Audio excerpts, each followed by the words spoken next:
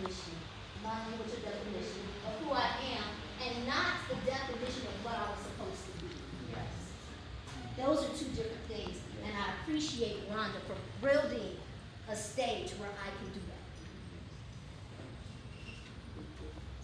Bring this home, Ron. First off, thank you, Steph, for hosting this and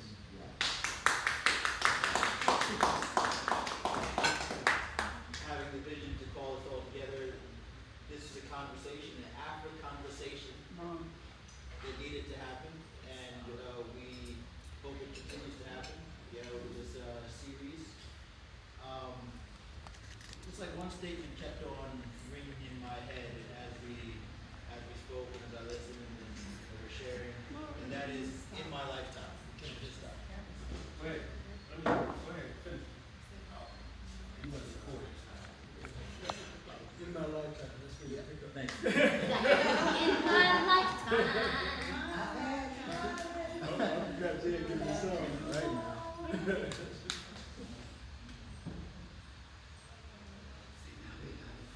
That's right.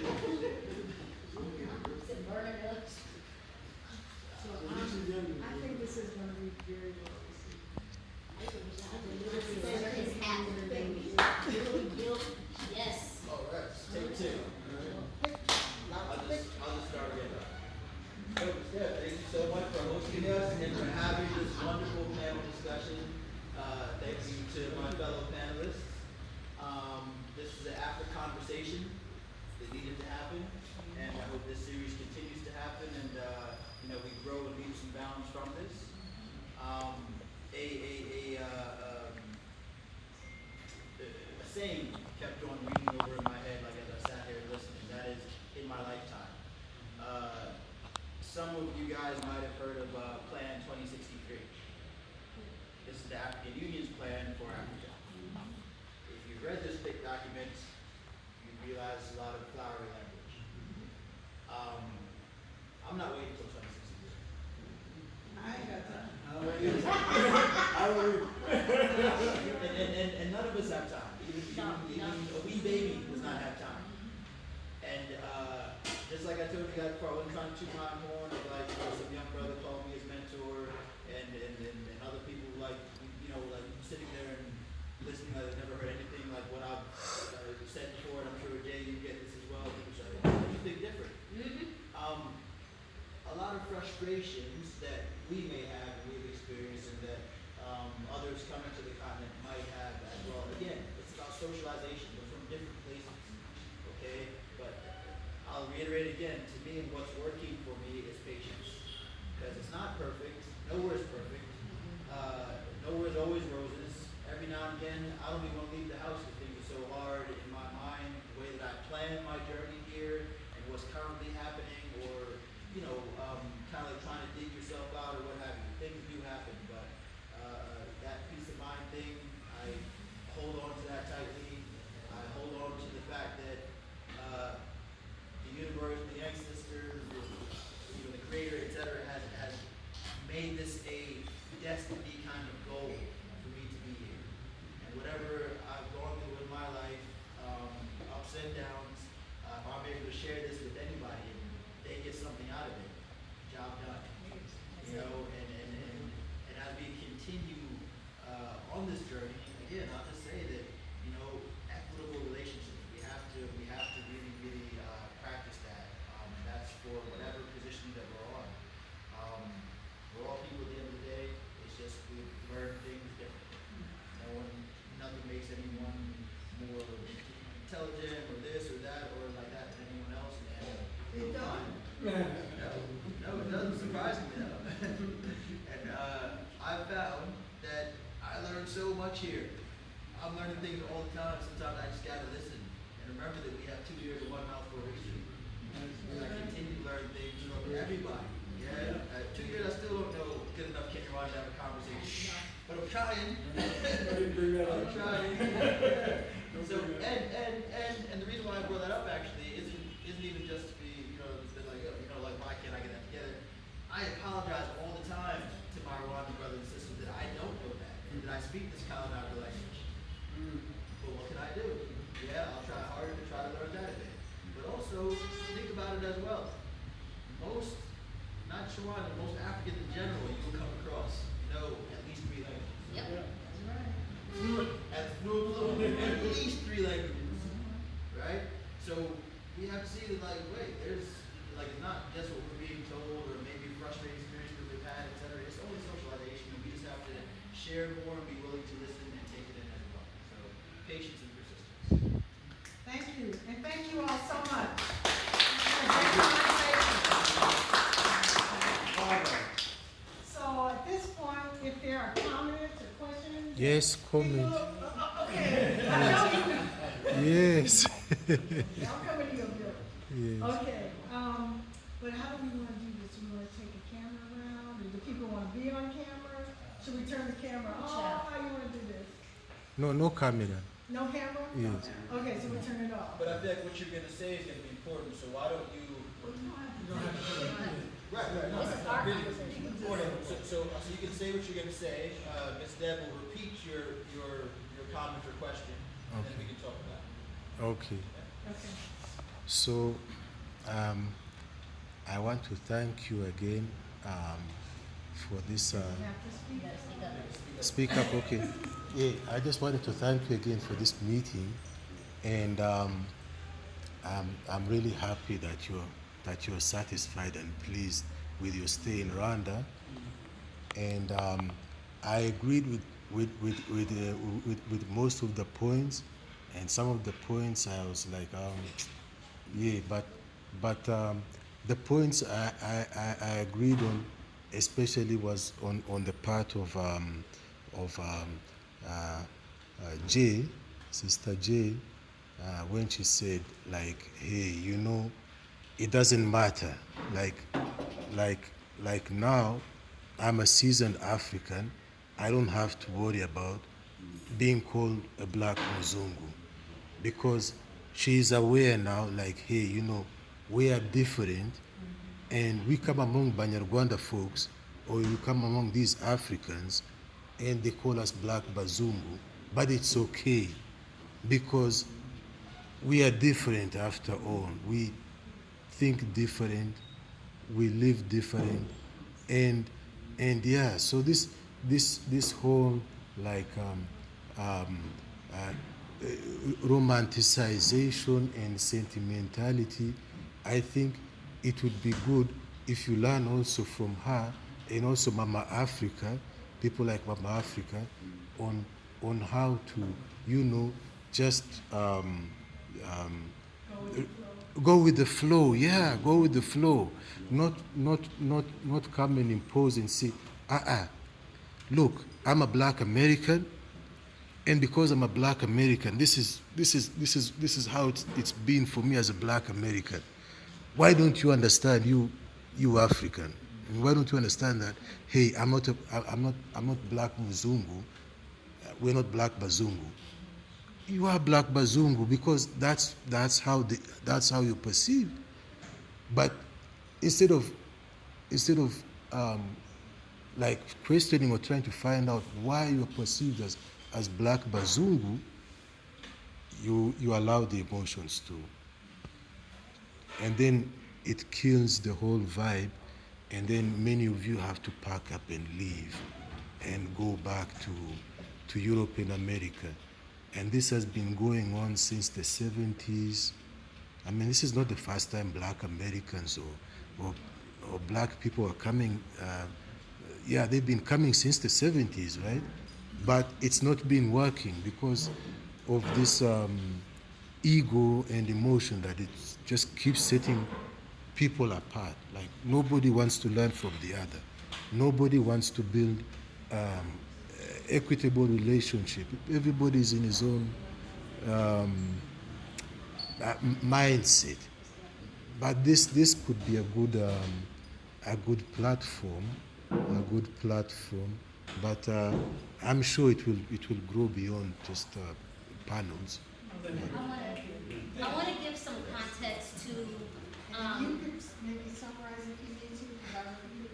You couldn't Okay, hear. so, because I want to summarize my part, and I also want to say that we also need to be able to allow people to be able to digest what they need to digest in their way. Yeah. Okay? And I'm going to give you some context behind, because you're like, part of me is like, oh, it's nice that you shouted me out because I can let the Mzungu ride. But understand where I'm coming from. Yes. I'm a black female who did grow up in America. Yes. That if I'm walking to a club and somebody says, hey, shorty, give me your number, and I'm like, no, you bitch. Yeah. And then I have to decide, do I react to being called a bitch or not? And so for me, I didn't react, because being called a bitch can get me fought, can get me snatched up, can get me do everything. So I had to learn very early which words I'm going to allow to affect my mood or change. So when it comes to being called the Mzungu out here, because I did try to fight it in the beginning, and that would be a 20-minute to 30-minute conversation, okay? Yes. You don't know me. I don't know how many people actually here know me. I, literally, as soon as I leave here, I'm teaching 2 classes in the States. I called off work to be here. When I wake up, I gotta go to my farm and take care of that. I then come back at 1 o'clock. No, I haven't planned, and I have to create a workbook, and then I work. I'm doing things. So me wasting my time on teaching you a word versus me taking my time and showing you my Yes. honest word. That's is where it. I choose to Yeah. be. I choose That's to work very- harder that's a than good I energy. talk. Because talking, and it's not just about the Mzungu, I'm just saying period. Yes. Talking No takes no too much arguments. Yes. And that's what Marlon said, I'm not going to be a Pan-African who talks about Africa. Yes. I'm going to be here. Yes. Talking takes up too much time Too much. when there's work to do. Yes. And so I just wanted to make sure that conversation There's a lot wasn't of done work like, to be oh, done. fresh it off your back. I'd rather work. Yes, that's I'd right. rather work. Mm. And that's what I'm going to do. I agree So with that's why I'm not stressed about Muslims. They're going to learn. yes. Any other questions right here? Yes, I have a comment. First of Okay, all, let me, yes, ma'am. it's the African proverb, it's not what you call me, it's what I answer to. America's told us you gotta have thick skin, because you can call me anything. We came from America, we've been called everything, everything under the sun. So it's what I answer to. So how do you get robbed of the beauty, the joy, and the peace that you have in Rwanda because of miseducation and not understanding? Yes. So I don't answer to nothing that I'm not. And the other thing on the gentrification tip, Jake broke it down eloquently, but what we get mixed up with gentrification, that it does work in some cases, is eminent domain. In America, we know eminent domain when government and investors use it to take your property and leave you with nothing. Eminent domain is what kills America and have taken all black people's property, land. People like New York Central Park, that's a black burial ground. Yes. You know, there are black towns underwater in America. Eminent domain and gentrification, two different Yeah. monsters. Yeah. And gentrification is not a monster. In Yeah. some cases, Yeah. we need it because we can't grow. Yeah. And so you make the choices. Do you want to stay poor Yes. or do you want to grow? Exactly. And those are my comments. Okay. Very Yes. well, panel. I enjoyed it. I didn't know if I would. Yeah. But it's past my bedtime. But I enjoyed it. And I'm glad that for the invitation and crucial conversations need to be had for growth. Yes. And But- well done. Thank you. Well done. But the gentrification, the gentrification, I just wanted to add on like, Please, we hear from more people that had a chance to talk. Hello. Hi. I'm not really a talker either, so. I'm really grateful for this panel. I really learned a lot, and it was a lot of pouring into me, just being here with my mom. And I don't live here. I'm not actually, I'm just visiting her, but Who's your mom? Say, mom? That's a mama.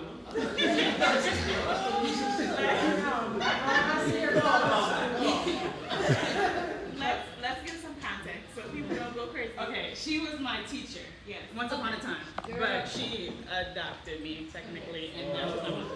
I did that. So y'all are the same. No. We are not. She thinks we are sometimes, but we are not. Okay, back to what I was saying. Okay, yes, I love this panel. It was just really informative, and I just love what's going on here. I also think that like just going forward, like the next one, maybe like just more variety in like age, maybe. I think that will lead to like better perspectives and just, yeah. They all- What it- No, I'm not saying that, no. Are we ready? No, but like, I'm not trying to be funny, only because I have my cousin connection. What age range are you really looking for? Because I'm kind of connected, so what age range? So Youth. I'm 19, and a lot of the points you guys spoke about, I totally agree. But some also think I didn't. So I think it would just be good to have like different points of view, like Yeah. you. That's a good point. Actually tried to do that, but you know, within the restrictions. Future, Also, got it. Also, so for the next one, you said this one is the diasporan one, the next one is the Rwandan one, and the third one is for everyone. I have some friends that are Rwandan that are like my age, but I think they would be like maybe open to come and talk. Yes. So I can will give names and numbers to you, and actually I've already identified a couple of the young Rwandese men who are interested in the panel. So we would definitely have younger people on that panel. And remember, all of Africa is a young continent. Especially here. Young continent. Thank you, Sarah. Yeah, I think I like her point in terms of perspective, because there's a lot of danger in sharing of one single-sided story. Not that you don't have diverse opinion, but it's very important to always dig deeper in what is being shared, so things can have context, because everything has context. And I'm a Rwandan, a friend of Mohammed's, and I used to be an African diaspora in the U.S. too, but 100% born here, with roots here and everything. So I love this conversation because I think repatriations cannot, I mean, the process is long, and it obviously can't be the good and bad, or I don't know, it doesn't have a straight line, so there's gonna be some challenges. The experiences when you were sharing around being called Black Mzungu also have roots, because both communities have been conditioned to think a certain way, right? Yes. So when we were growing up, when young Africans dream of going to the U.S., it's barely that you think about Black Americans, because you don't consider them. So like, it's not about them, oh my God, they're treating me this way, they're looking at them. They're also in the process of understanding and being exposed to things that they've never expected. And sadly, this process actually took longer than it should have, because when I was growing up, foreigners and experts that would come to run will always be white people. So therefore, the term that always defined it was referred to white people. But we never really been experienced to what do you call when you see, I don't know if they're returnees or just African diasporas. Just know that it's not people who were born here, but also historically people who are coming back. So like, there's a lot of things that are always missed in the history, and we are rebuilding and reconstructing and educating. When we talk about teaching, there's a lot of reinventing and owning back some cases. Yeah. And I think instead of always looking at it and becoming defensive or disappointed, it's a moment of teaching. It's a Yes. moment of educating, but also from both sides, because I have a lot of friends who are African Americans who are constantly going back and forth in terms of the neo-colonialism, the savior mindset that I would not ever expect from that certain community, and to be like, both sides just think, I used to use the word unlearning, but I think it's more about being in the knowing and really consciously measuring some of these things that we've been conditioned to think. And it's very, very important to not always feel like someone is right, but because there's always context. There's always context that's in place. In that regard, so instead of like adding, because I know there's going to be a lot of conversation, there's a question that I had for the panel, which is exactly when, on top of everything that you have shared, what do you think as a community that is expected of you to contribute to the existing communities. Because I like that there's been a lot of like, oh, this, one of the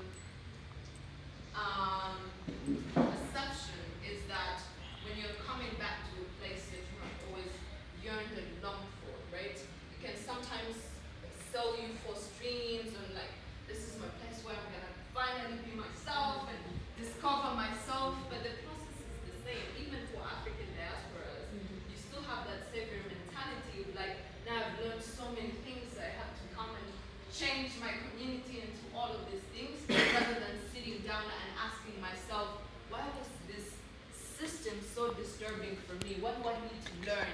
Who am I, regardless of being an entrepreneur? When we define ourselves by the things that we do, it means there's still process of not really understanding who we are,